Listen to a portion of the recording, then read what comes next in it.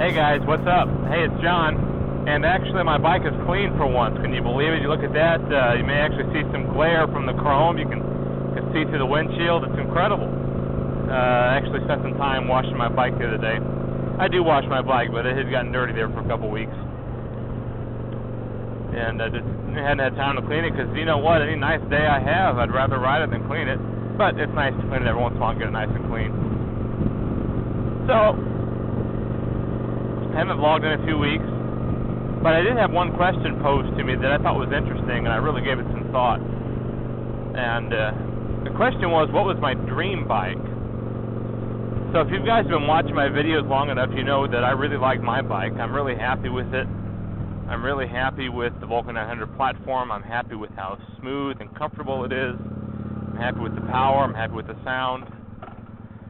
But everyone's got a dream bike, right? Everyone's got that one bike that, maybe it's out of their reach, maybe it's not, maybe they just don't have it yet, or they don't make it yet, or whatever, but everyone's got that one bike they wish they could have. Well, definitely a close second would be the bike I have right now. I mean, it really is just that good. It does everything I wanted to do, and I'm super happy with it. And I'll probably have it for a very long time. But my absolute dream bike, well, I don't really know that they make it yet. But let me tell you exactly what I want in a bike. I'm big into long distance riding, and I like to be comfortable. And every once in a while somebody will comment and tease that, whatever, and talk about having a big windshield or a cup holder or a backrest on my seat or whatever. But I don't ride around town 20 minutes a week. I ride a lot, 15,000 plus miles a year. So comfort's important for me. And, boy, this guy's going pretty slow. 45. Oh, well. So comfort's very important for me. So what I want is I want a big touring bike that's big like this 900. I know it's only a 900cc engine, but the frame itself is big, the floorboard, the reach, everything's big. So as big or bigger than this bike. I want something with a fairing with a stereo in it. I want something with some built-in navigation. Electronic cruise control is an absolute must. Gotta have that. Purely because I just love it. And I don't have it on this bike, but I've ridden other bikes with it. I love it. Definitely has to have lots of hard, lockable storage. It definitely has to perform well. Not do 140 and scrape around the corners. One of my least favorite arguments ever, one of the things I can't stand to hear is, my bike's better than yours because it's faster. So, I mean, that's like going up to an 18-wheeler and a Mustang and saying, what a race. And the guy in the 18-wheeler is like, yeah, sure, you put this thing on the back of your little car there and then we'll race, There's two different bikes for two different jobs, just like a Mustang is for a completely different job than an 18-wheeler. But some people have tunnel vision. They think that a motorcycle can only do one thing, and you'd be silly for buying a bike that would do something different. Just like guys who say, well, how could you ride a crotch rocket? It looks so uncomfortable. Well, the guys in the crotch rockets, sport bikes, but they call them crotch rockets around here. The guys in the sport bikes are really usually more concerned about performance than comfort. So they'll take a little bit more uncomfortable riding position if it means they can go a lot faster. And they don't understand why we're riding our comfortable bikes at 45 miles an hour. They don't, they're watching right now going nuts because I'm not, splitting down this double yellow line at 130 going past these guys. So anyway. So comfort's paramount for me. So I want something with a big fairing, navigation, cruise control. I want all those accoutrements. I want ABS. I want it to be safe. And I don't know if they make it yet because I also don't like leg heat. So there's bikes like that, but they're either cramped like the Gold Wing, or they have some features lacking and some reliability issues like the Vulcan Voyager, or they're air-cooled like the Harley Ultra Plastic. And I'm just not a big fan of air cooling. I don't like the leg heat. Indian is supposed to be coming out with a brand new bike, the Chieftain. So far, I think the Chieftain is the coolest bike that anybody's got coming up in the next couple of years. I really want to ride one. Now, they're not doing the demo truck anywhere within several hours of here. Why? I don't understand, but they're not. So I won't get a chance to ride one this year.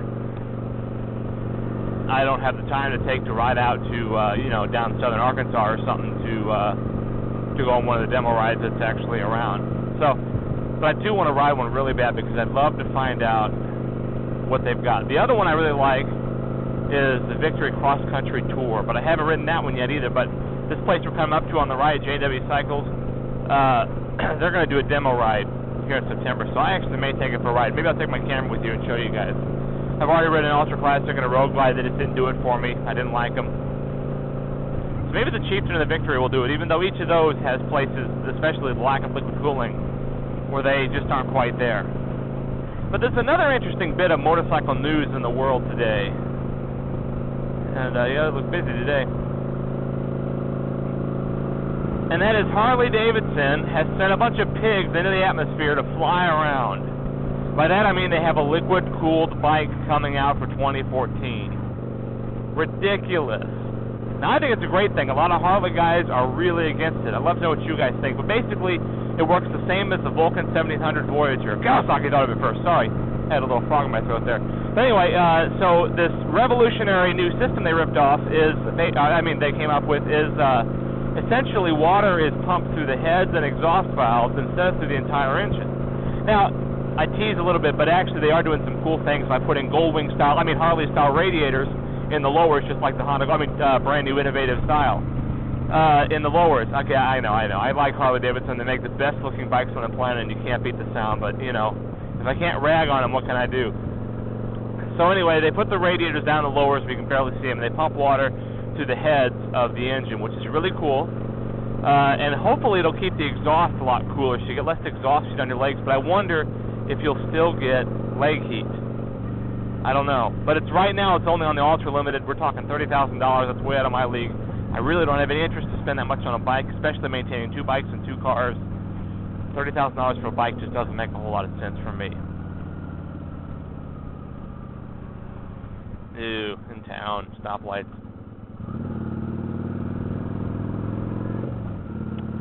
Anyway, but I would like to see it ride it, but see the problem with the Harleys is the reliability hasn't been there in the last few years. Maybe it'll get better with these new ones, but so far it hasn't really been there.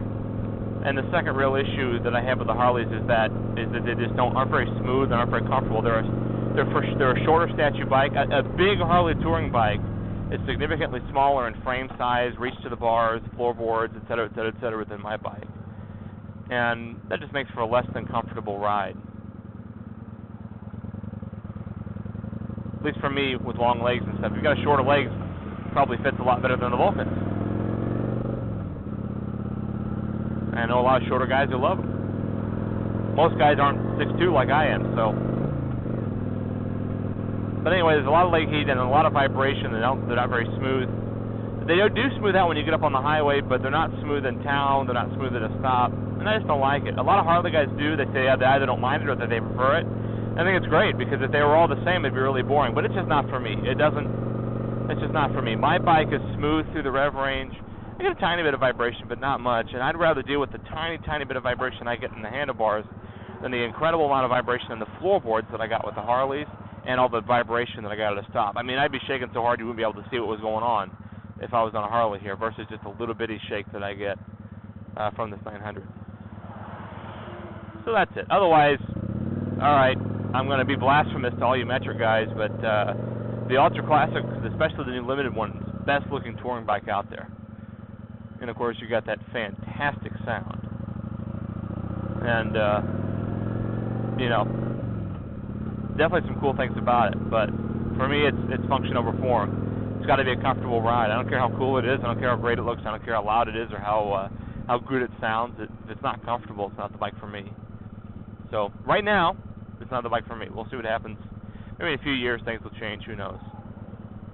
By the way, you'll have to excuse that squeaking and stuff. I'm breaking in some new brake pads I just put on, front and rear, so they're kind of squeaky and funky, and if you had smell-o-vision, you'd be able to smell them and all that good stuff. So I'm swinging in here for a little lunch, I think, over here at Breadco. And maybe do another vlog afterward, head out west of here and show you some cool places to ride. So, okay guys, I'll talk to you later, but I really want to know what you all think your dream bike ought to be. I want to know what you think about the new liquid cooling on the Harleys, especially Harley guys. I'd love to hear from you guys. What do you think of it? I know a lot of Harley guys are upset about it. A lot of guys love it. I don't know. Don't quite know what to think about it myself. It's cool, but I haven't ridden it, so I don't know how good it is. So let me know what you guys think. Post in the comments below. Let me know your dream bike. If you got a question, let me know. I'll talk to you guys later. Bye-bye.